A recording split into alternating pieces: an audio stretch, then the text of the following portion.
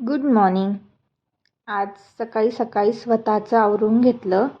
मग थोडी भूक लागलेली, तर म्हटलं रात्रीची चपाती उरलेली आहे तर फेकून देण्यापेक्षा तिचा चुरमा बनवूयात.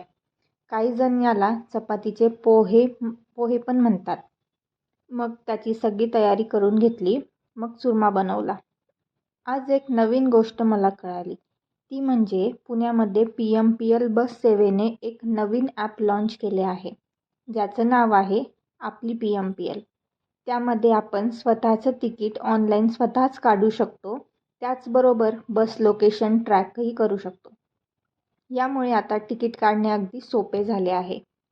मग नाश्ता करून घरातली कामे सगळी आवरून घेतली.